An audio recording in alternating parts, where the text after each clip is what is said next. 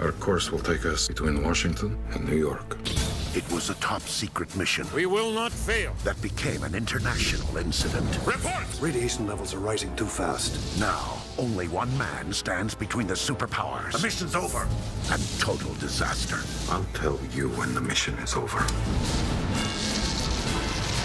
The fate of the world is at stake in the dramatic thriller K-19, starring Harrison Ford and Liam Neeson. And action. Directed by Catherine Bigelow, K-19 is inspired by the incredible true story of a Russian nuclear submarine whose classified mission was hidden from the world for nearly 30 years. At the heart of the story is a crew of unsung heroes who risk their lives on a journey destined for disaster. We're cursed. This story could not be shrouded in secrecy any longer. The lives of these men needed to be acknowledged. The script to me was just fascinating because it's a great story about survival and courage, camaraderie. Those are epic themes. The crew need you to show courage, not fear. Fear is contagious. It was a very harrowing experience, and it bonded these men together in a really extraordinary way. Our fate is in your hands. May God be with you. It's a human story of heroism at the nth degree of these submariners saving each other and saving the submarine and possibly staving off World War III. The radiation is going to kill us all. Readings rising in every compartment. I am not going back down! I am not going down! We could get help from the Americans. It is treason. This is an extraordinary story of incredible bravery in the face of what seemed like certain death. Our situation is desperate. At any moment, we could have an explosion. Hiroshima, 1.4 megatons. In their hands, the fate of the world rested. Surface the boat!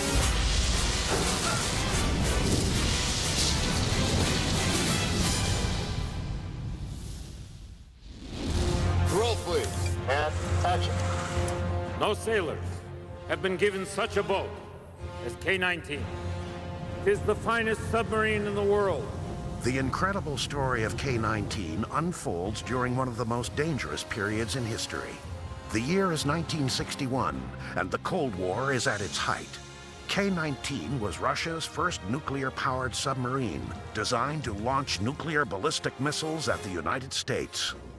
The K-19 was brand new technology, and the powers that be in the military were trying to rush this boat into service and get it on station off the coast of the United States as a deterrent, by the way, as a balance to an American ship which was posing a similar threat on Russia. Russia felt the urgency.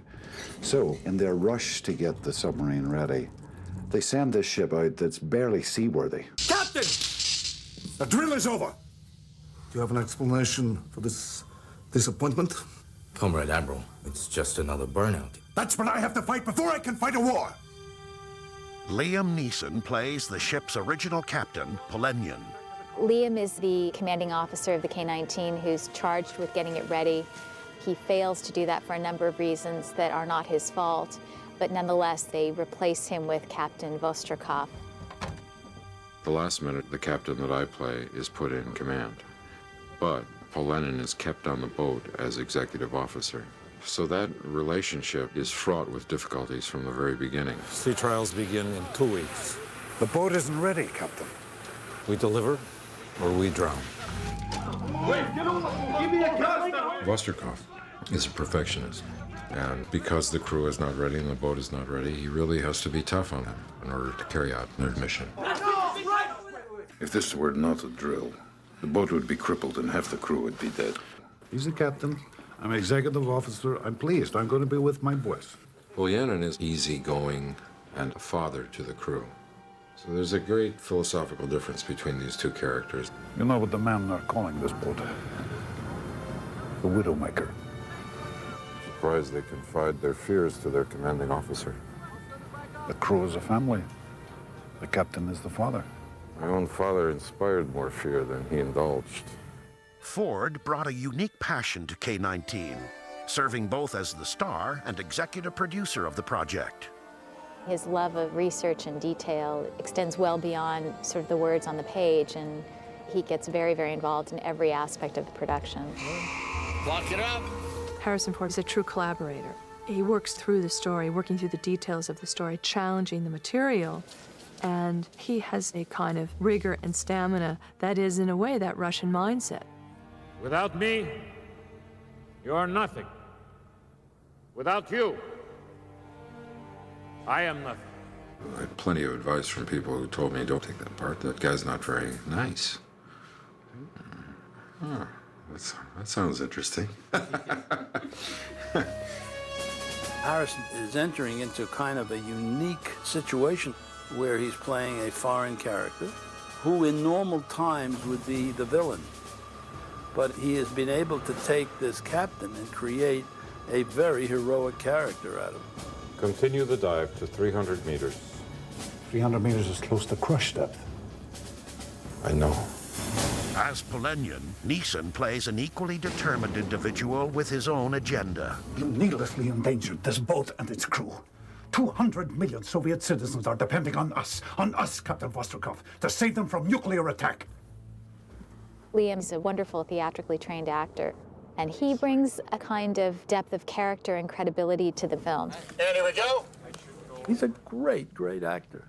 And it lends a stature to the film that just lifts it up. This is the man who did Schindler's List. I was told there was some complaining.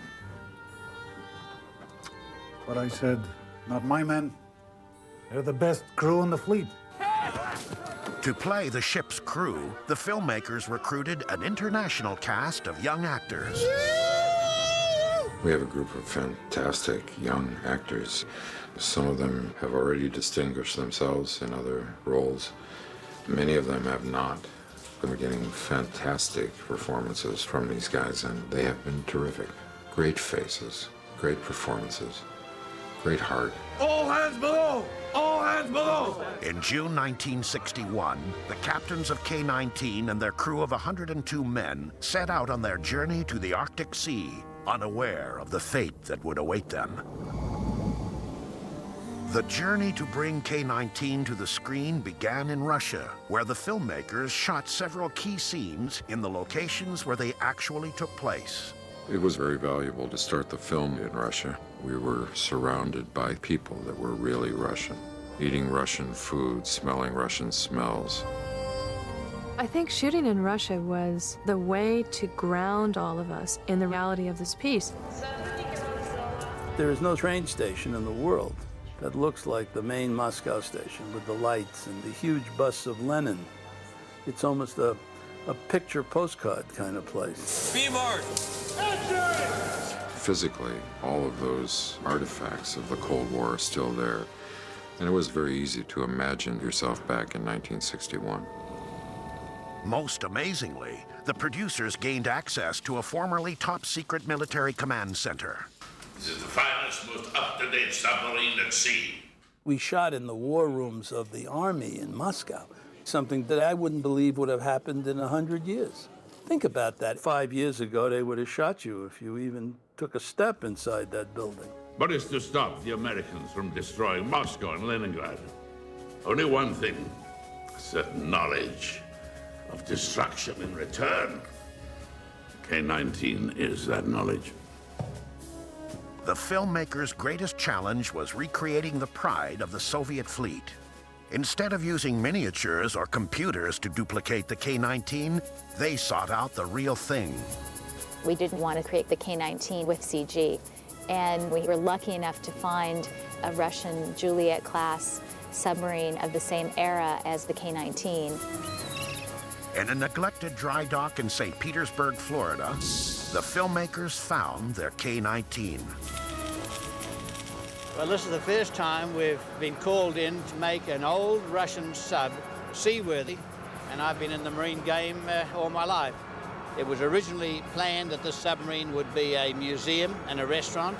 It didn't work, so the producers have leased the Juliet, and I've been here some 2 months prepping the ship. It's a bit like a patchwork quilt, you know. Yeah. You end up with more patches than quilts. Once the ship was made seaworthy, it began a 13-day trek up the eastern seaboard to Halifax.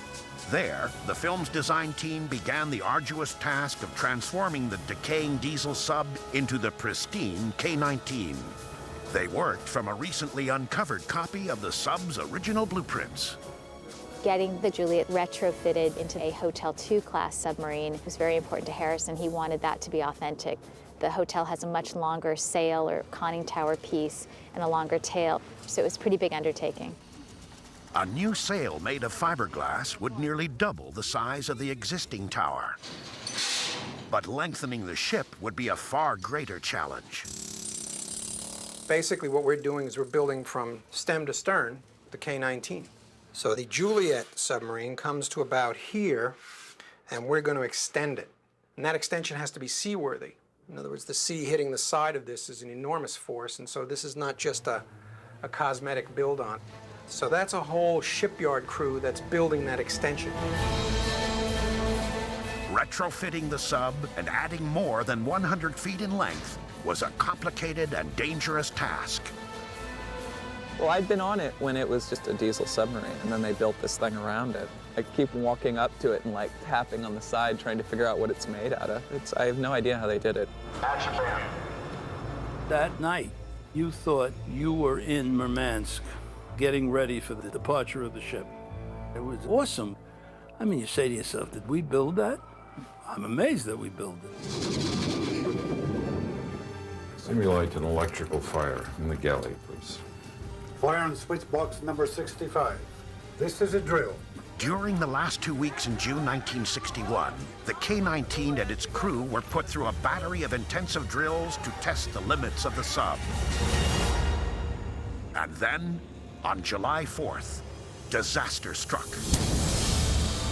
On its way toward the North Atlantic, one of 2 reactors began to melt down. The core temperature is at 400 degrees and rising. And they had about 4 hours to correct the situation, or they would have a nuclear event. The core would melt through the reactor and start a thermonuclear explosion. Scuttle the boat.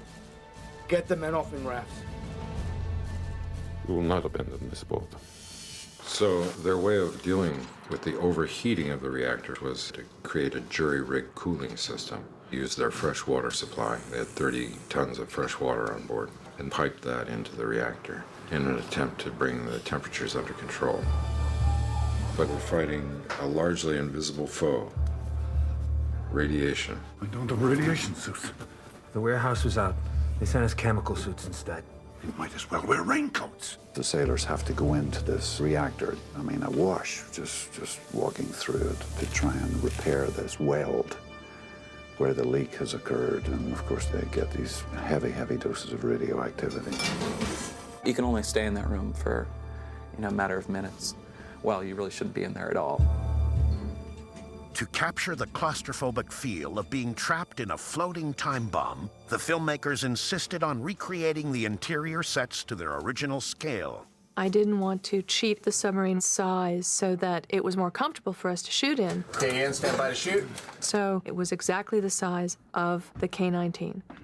Now you add on to that all of the equipment, and suddenly that space, which already is not terribly large, becomes almost microscopic. This is some serious claustrophobia, man. Well, there's a lot of things in order. For Liam, even just his size in the confines of these compartments, it made things a little bit difficult. Not a very good entrance. The first question I asked was, they must have had a height restriction, but apparently they didn't. And there was one Russian captain who was apparently 6'5" or 6", I believe. So he just learned how to walk in those cramped conditions, Okay, cameras up, picture up. We're shooting in very difficult environments. It's very close. It's hard to get a camera. It's hard to get lights in. We constantly have to reinvent and make it up as we go along. Can I just try that one more time, Bill? To allow for unrestricted camera movement, Bigelow and the production designer developed special tracking rigs. Mark. And action. We've had to accommodate the camera actually moving from compartment to compartment. This was a very difficult challenge. So we built in monorails in many of our compartments where the camera tracks with it. We try and hide these, make them look like pipes for the most part, and you can't really tell the difference between something that's accommodating the camera and something that's part of the set. Watch out! As the crew desperately works to cool the reactor, the situation goes from bad to worse. Radiation begins to spread throughout the sub, and the crew is confronted with a new series of crises. To prepare the cast for shooting these scenes, the producers hired 2 former submarine captains to stage a series of disaster drills. On water! Advance on the fire! They had them putting out 100-foot walls of fire, and the heat coming off it was unimaginable. Well, the training here has been extraordinary. It's real, if you pardon the pun, baptism of fire. Fire, fire, fire! Fire in the missile compartment! C3, C4! Then they'd fill an area with smoke and put like a little flickering light, which you've got to find. And you could not see anything. And it's a bit hairy, you know? You're bumping around, you're hitting your head all the time, and you could see how the chaos of if something goes wrong, how it can spread through a ship like wildfire.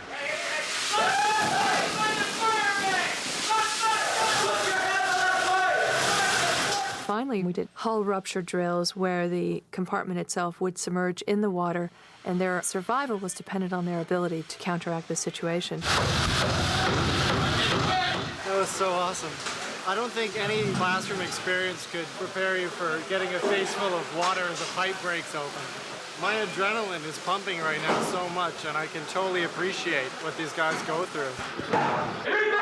100% completed! We just saved our ship! Bigelow was involved in every aspect of the production from the time she began developing the script more than 5 years ago. What is unique about Catherine as a director is that she brings a very strong point of view to a film. She had done tremendous amount of research on K-19, and then she worked on the script for years. And action. She's interested in material that Hollywood considers to be the province of male directors. And I think that's a tremendous asset to her. She comes at it from a different point of view. All right, let's shoot. Bigelow's ability to balance the taut interior scenes with the complex logistics of the exteriors was a constant source of inspiration for the cast. You don't know what it takes to run something like this. It's a bit like orchestrating a 3-ring circus, and she's the conductor. Perhaps the greatest challenge for Bigelow and her crew was shooting at sea, utilizing a massive maritime fleet. We have 5 major picture boats. That's the K-19 herself. Then we have the next Canadian frigate that has been changed to be the American destroyer. We also have a rescue sub, and we have the sail barge that has a full working conning tower and bridge. In addition to the on-camera fleet, there were 27 support craft, including 5 tugboats, 2 prop boats, a camera vessel with a 45-foot camera arm, and 6 safety boats. If anyone from the cast were to go overboard, the medics would have 2 minutes to get them out before they were incapacitated. Overall, the production of K-19 took several months and stretched across 2 continents. Yeah, start the smoke candles, please. Smoke candles lit up, please. Yeah, hold, please. The scope of the film was fairly daunting. Action! The challenges inherent in shooting on multiple continents, shooting on the water, with an extremely large crew, it was beyond your wildest imagination. But even though the scope of the film was large, its humanity was very accessible. This difficult task has fallen to you. Our fate is in your hands.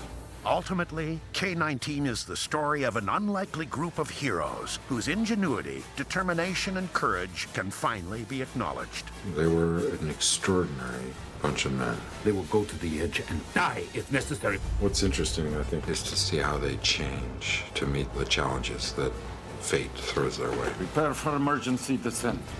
This ordinary man rising in incredible circumstances. And who knows what's inside all of us. You know, if something happens, you think, gosh, would I have the courage to do that or that or that, whatever the situation. He turned himself into a hero. These people come together because they know what their sense of duty is. Open the hatch! Heroism is defined by action, by the grace under pressure and the courage under fire, at a time when the unthinkable becomes thinkable. Captain, we've been fired on! Fighter Missile 3.